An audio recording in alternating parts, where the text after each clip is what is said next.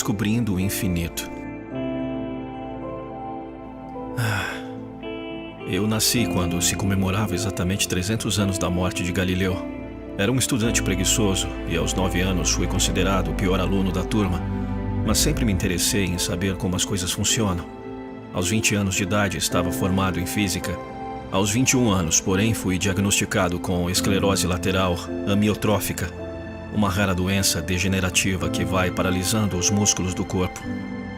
Minha formação, juventude e a vida inteira pela frente pareciam estar perdidas, mas aprendi que para tudo se dá um jeito. Hoje, aos 75 anos, não sustento nem minha cabeça. Minha mobilidade é praticamente nula, mas eu trabalhei a vida toda e contribuí para o avanço científico dos nossos tempos. Eu ainda trabalho e ainda descubro coisas.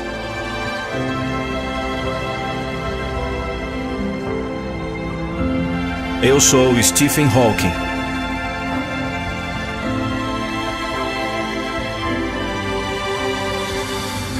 Meus principais interesses eram termodinâmica, relatividade e mecânica quântica.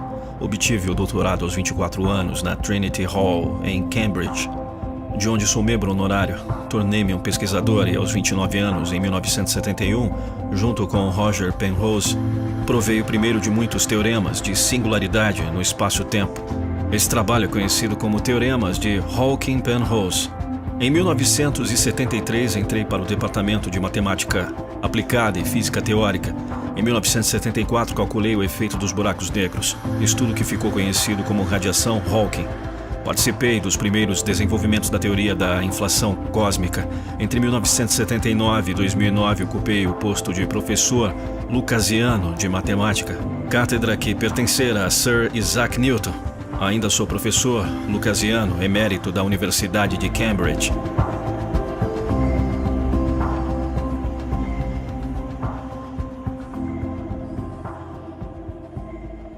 Tudo isso tem sido às duras penas, pois meu estado degenerativo tem cobrado um alto tributo. Após ter contraído pneumonia em 1985, fui submetido a uma traqueotomia. Tive que passar a usar um sintetizador de voz para me comunicar. O movimento de meus braços e pernas foi se perdendo, assim como toda a musculatura. Não consigo sequer manter a cabeça erguida. Conforme a situação foi se complicando, foi se criando aparelhos que pudessem me manter ativo. Com a degeneração, porém, eles foram se tornando ineficazes. Passei a usar os músculos da bochecha para controlar o sintetizador. Já não conseguia controlar os mecanismos da cadeira de rodas elétrica. Puxa vida! Está bom por enquanto ou você ainda quer mais? Precisa de alguma coisa a mais para lhe estimular? Que vida, não? Stephen Hawking, um dos físicos mais geniais de todos os tempos, admirado pela extraordinária inteligência e trabalho. Isso porque nunca parou de estudar, mesmo sendo doutor em física. Já recebeu inúmeros prêmios. Muita gente ainda espera que ele ganhe um prêmio Nobel. Já participou de muitos filmes, séries e programas de televisão. Sua vida já foi contada em 2 documentários e 2 filmes. O asteroide 7672 Hawking é assim chamado em sua homenagem. Escreveu diversos livros sobre as complexas teorias cosmológicas, em uma língua fácil para o entendimento dos leigos. Chegou a escrever, em parceria com sua filha, livros infantis sobre o universo. E tudo isso vindo de um aluno preguiçoso. Mas, notou um detalhe? Ele sempre se interessou em saber como as coisas funcionam. E passou a procurar, e passou a descobrir, e passou a se interessar mais e mais. E descobriu, e continua a descobrir, porque não há fim do conhecimento. E não há fim do descobrimento de qualidades latentes. Sim, qualidades aí dentro de você. Qualidades que dormem esperando serem descobertas, esperando serem usadas. Usadas para o bem da humanidade. Quem sabe? É isso mesmo. Você tem um infinito aí fora para ser descoberto. Você tem um infinito dentro de você para ser trabalhado. E não está jogado como um trapo em uma cadeira de rodas motorizadas. Stephen Hawking passou a vida inteira assim, mas passou a vida descobrindo o infinito.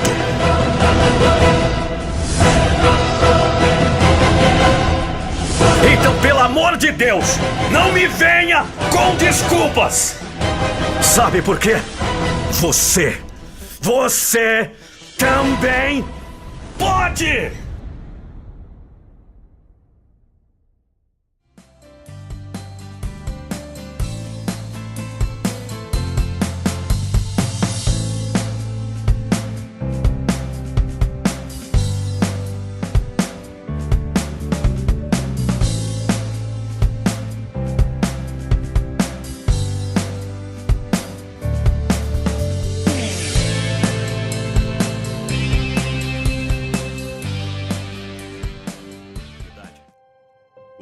todo mundo passou a precisar de título de eleitor, eu passei a vender suas capas. Foi o primeiro produto que comercializei. Isso só por 45 minutos, no horário de almoço dos guardas. Também me esforçava em expor a minha voz, o que me levou a ser convidado para trabalhar em uma rádio. Isso foi o começo da formação de um império comercial e das comunicações que hoje formam um grupo de 34 empresas. Foi mais de 70 anos de trabalho duro, determinação, dedicação, exploração do potencial e estratégia de aproveitamento da visão empreendedora e das oportunidades. Mas oi, eu sou o Silvio Santos. Apesar de ganhar o primeiro lugar em um teste na Rádio Guanabara, voltei a ser camelô, pois ganhava mais. Cruzava a Baía da Guanabara de balsa para ir trabalhar e notei o silêncio entre os passageiros. Montei um serviço de alto-falantes que transmitia músicas e nos intervalos fazia publicidade dos meus produtos. Eu decidi tentar a vida em São Paulo aos 20 anos, apresentando espetáculos e sorteios em caravanas de artistas. Formei-me em contabilidade, mas decidi pelo lado artístico. Consegui integrar a equipe de locução da Rádio Nacional de São Paulo. Foi então que, em 1958, aos 28 anos de idade, meu amigo radialista Manuel de Nóbrega me pediu ajuda para se desembaraçar de um problema com seu sistema de carnês chamado Baú da Felicidade. Logo notei uma grande oportunidade e resolvi assumir a empresa. Eu ainda não sabia, mas nascia ali o Grupo Silvio Santos. Com a expansão do negócio nos 10 anos à frente, foi necessário estabelecer mais de 10 empresas diferentes. Com a elevada inflação no fim da década de 60, reparei que o valor angariado pelos carnês seria superado pelo valor dos produtos entregues no final do ano. Foi fundada a Baú Financeira, início do que se tornaria mais de 20 anos depois o Banco Pan-Americano. Mas eu gostava mesmo era das comunicações. Em 1961, estreiei meu primeiro programa na televisão, o Vamos Brincar de Forca. É claro que mais tarde ele se tornaria o maior programa de auditórios do Brasil, o programa Silvio Santos. O sucesso trouxe ótimos resultados financeiros, o que possibilitou sorteios de carros, imóveis e eletrodomésticos. Passei a lutar ferrenhamente para obter meus próprios canais de televisão. Em 1975, consegui o Canal 11 do Rio de Janeiro. Em 1981, consegui o Canal 4 de São Paulo. Começava a nascer o Sistema Brasileiro de Televisão, o SBT. Daí, a rede se expandiu rapidamente. Parece uma trajetória de sucesso. E foi. Mas não sem as dores do caminho. O preço da fama e da fortuna é muito alto. A vida sai da normalidade. Em 2001, minha filha foi sequestrada na porta da própria casa. Depois de libertado o sequestrador, fugindo da polícia, invadiu a minha casa e fez toda a minha família de refém. Consegui convencê-lo a deixar livre a família e fiquei com ele por 7 horas sem saber o que seria de mim nos próximos minutos. Felizmente, tudo acabou bem. Em 1987, tinha levado um susto maior.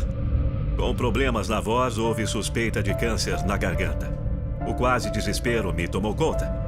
Cheguei a interromper um de meus programas e emocionar o público com depoimentos e lembranças da carreira. Aquilo soou como uma despedida. Parecia que o grande comunicador estava acabado. Não estava não, senhor mestre das comunicações. Ícone da televisão brasileira, o comunicador Silvio Santos não acabou naquele tempo e nem acabará nunca. Sua obra será imortalizada.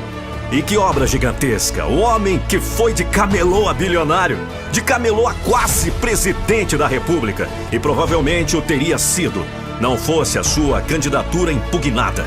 Certamente um dos homens mais populares do Brasil em todos os tempos. Estabeleceu o seu exemplo de coragem, determinação e, sobretudo, de uma qualidade que você precisa, por mais que a tenha, a capacidade de entender que não é a sorte que escolhe você, mas é você que escolhe a sorte. A sorte não é um poder mágico que recai sobre alguns. Antes, é o reconhecimento da oportunidade que se apresenta e a coragem da tomada de ação. É o que foi ensinado pelo homem que foi de camelô a bilionário. O mito Silvio Santos. Oi, mas... Se inscreve no canal do garoto. É bom ou não é? Quem tem razão, forte ou fraco, vence sempre. O bem sempre vence o mal. O mal vence por alguns minutos, por algum tempo, mas o bem sempre vence o mal. E não teríamos razão para viver. Mesmo que esta vida termine no pó, não teríamos nenhuma razão para viver se o mal vencesse o bem.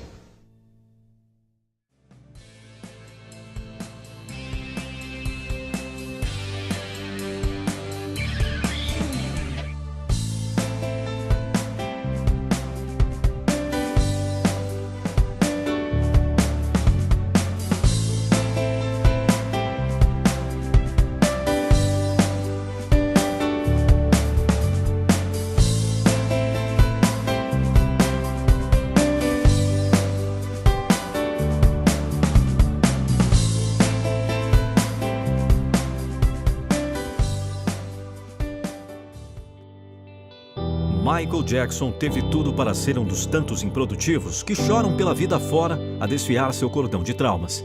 Veio de família pobre, vivendo em uma casa de apenas 2 quartos com seus 8 irmãos. A família era sustentada pelos poucos recursos do pai, que era funcionário de uma siderúrgica. Foi criado de modo rígido, trancado em casa e apanhando sempre do pai, que também o aterrorizava psicologicamente. Michael contou em entrevistas ter chorado muitas vezes de solidão quando criança e que muitas vezes vomitava apenas com a presença do pai. Mesmo aos 45 anos, chorou em certo documentário ao relembrar sua infância. Em fins da adolescência, em um ensaio, caiu e quebrou o nariz. Depois de uma cirurgia sem grande sucesso, teve a carreira afetada por problemas respiratórios. Era portador de vitiligo, doença que causa o branqueamento da pele. Foi diagnosticado depois com outra doença de pele, mas esta sendo causadora de grandes dores, o que levou a necessitar de fortes remédios por toda a vida.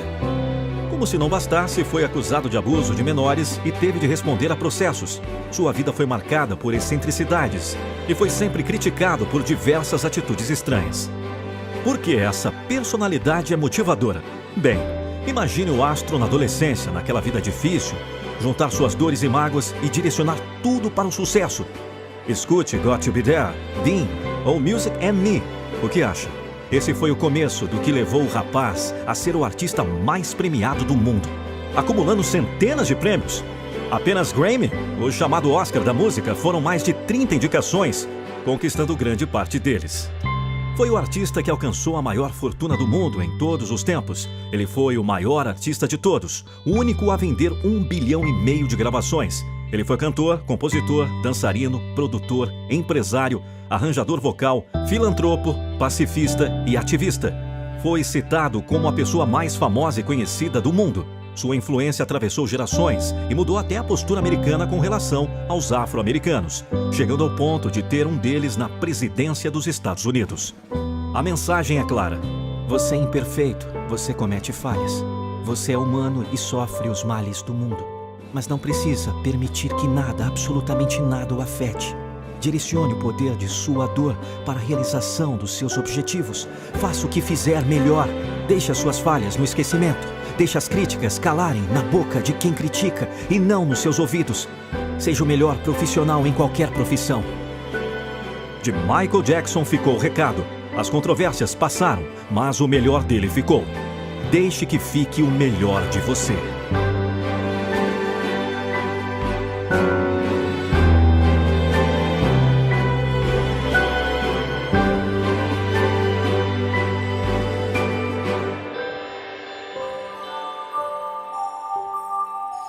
Este foi mais um Dream Story, dessa vez com o rei do pop, Michael Jackson.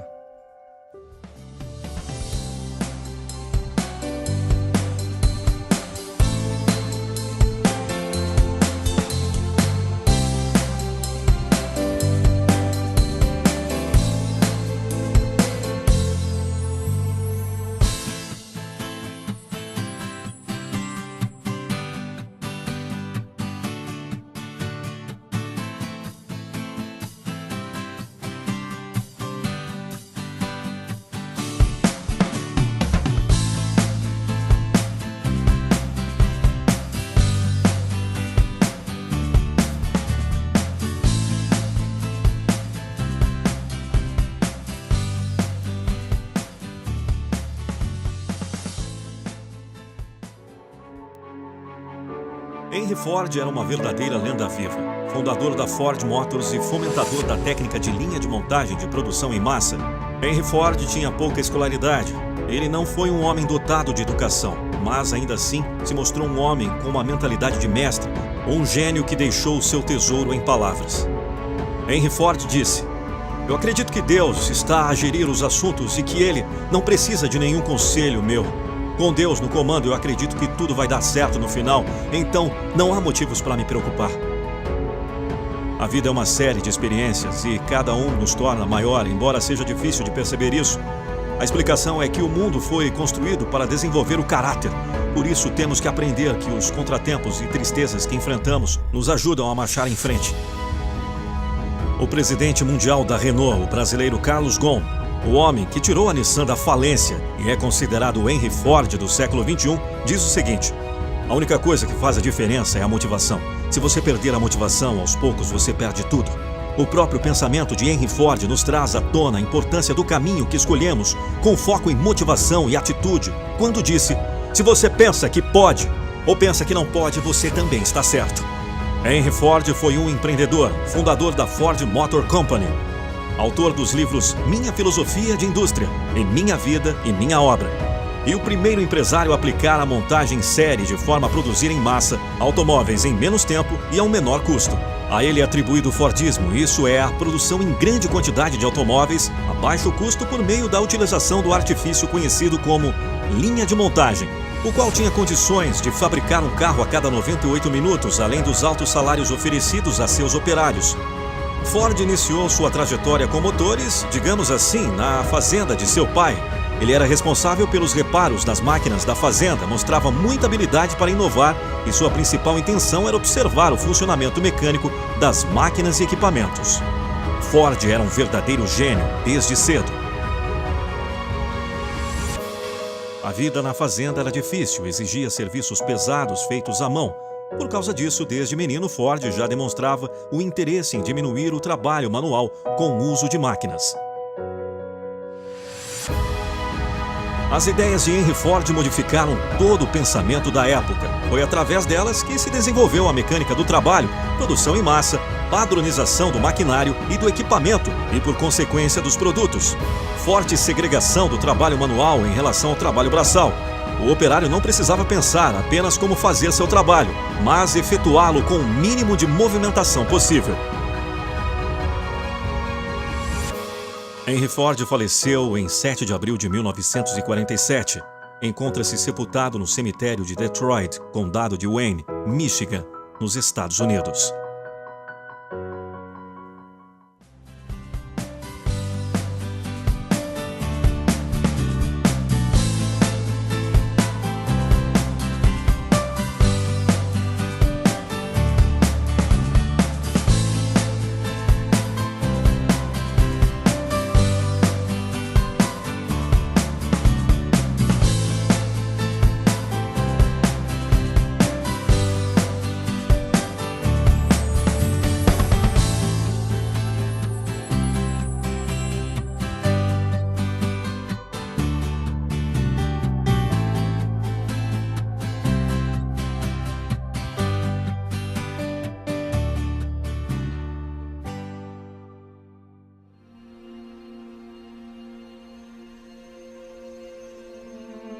Isso é para os loucos, os desajustados, os rebeldes, para os peixes fora d'água.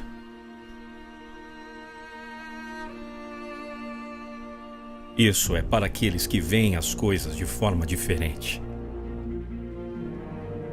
Para aqueles que não gostam de regras. Você pode citá-los, difamá-los, pode discordar deles, mas a única coisa que você não pode fazer é ignorá-los.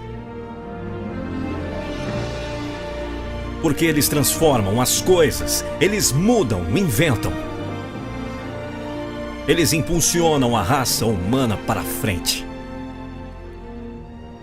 E enquanto alguns podem vê-los como loucos, nós vemos gênios. Porque as pessoas que são loucas o suficiente para achar que podem mudar o mundo são aquelas que mudam. São aquelas que transformam. Que fazem toda a diferença. Algumas pessoas acham que foco significa dizer sim para a coisa em que você irá se focar, mas não é nada disso. Significa dizer não a centenas de outras boas ideias que existem. É necessário amar de verdade o que se faz. Caso contrário, levando em conta apenas o lado racional, você simplesmente desiste. É o que acontece com a maioria das pessoas. Desde pequeno você é ensinado a fazer uma determinada coisa. Você aprende a andar, aprende a falar e com o tempo vai aprendendo mais sobre a vida e como vivê-la. E quando você cresce, você tende a acreditar que o mundo é o que é, que sua vida é apenas viver dentro desse mundo e tentar não esmurrar muito as paredes. Mas essa é uma vida muito limitada. A vida pode ser muito mais assim que você descobrir um simples fato. E esse fato é que tudo ao seu redor, que você chama de vida, foi inventado por pessoas que não são mais inteligentes que você. Mas você pode mudar, pode influenciar, pode construir suas próprias coisas, que os outros poderão usar. É só esquecer que essa ideia equivocada de que a vida está aí e que você só vai passar por ela. Ao invés de agarrá-la, modificá-la, incrementá-la, deixar sua marca nela.